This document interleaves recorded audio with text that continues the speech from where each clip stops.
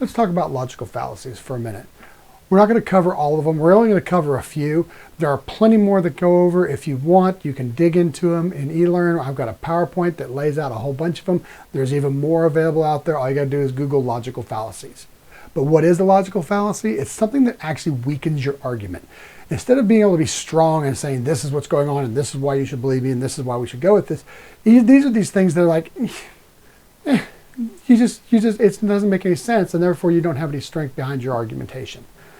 So let's start with the first one. The first one being ad hominem. As you're starting to argue, and let's say you're discussing this, and all of a sudden you've run out of all the evidence you have or all the proof that you should be listening to them or doing whatever it is, and you're all of a sudden at the idea of you're starting to attack the person. Well, you're just dumb. You don't know what you're talking about. There's no way that you have any idea what's going on in the world. You're too young to know what the real world is like. That's an ad hominem. Those are attacks on the person, not on the argument. It's very weak. It doesn't really play well because it doesn't matter how young you are. If you can research and find the evidence, provide it, there's your logic.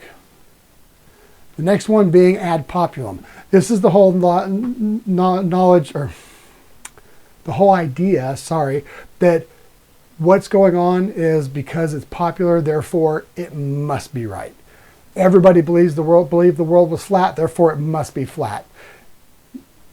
You know, we all know we can see holes in that, but it happens all the time. Obviously, if everybody believes this, then there must be some credibility to it. We see conspiracy theories all the time that, like, they say, well, there's so many people that believe this, so obviously there has to be some truth to the matter. The fact that 300 people believe that something is wrong, even though it's right, doesn't make it wrong. So that's another one that we fall in trap a lot. The next one is post hoc. It's the false cause. It's the idea that because this happened before that happened, therefore this caused that. I dropped my clicky thingy. The tree fell down out in my front yard. Obviously, my clicky thingy dropped it, made the tree fall. Got it? Those kind of arguments. They happen more than you care to admit. The next one is slippery slope. This is one that we see a lot. And it doesn't. The thing about a slippery slope is that it doesn't actually mean that it wouldn't happen. You can be very logical in your slippery slope, but it's still what it is. I mean, if I'm telling you we should register firearms, and somebody's saying you can't register firearms. If you register firearms, then the federal government knows where your firearms are at.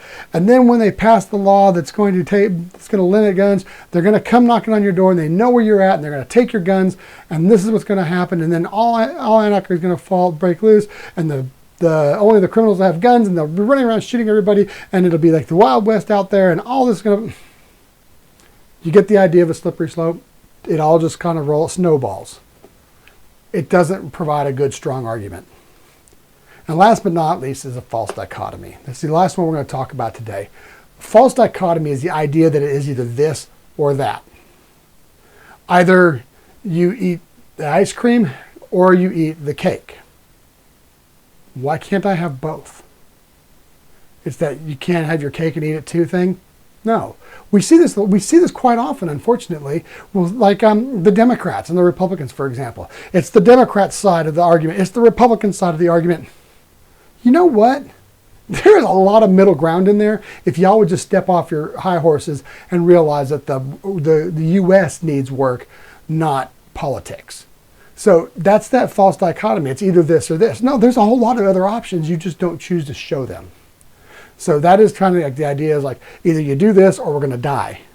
No, either you do this or possibly this or possibly this or possibly this. And then not necessarily die anyway. We might just get sick or we might get ill at all. We might do just fine. So that's the idea of the false dichotomy. Watch out for these when you're making your argumentation in persuasive speech or in any other realm. Pay attention to them. You're going to see them in the real world. You're going to see them in political speeches. In fact, you got one to watch, or one to review. So make sure that you're paying attention to these logical fallacies. Sorry.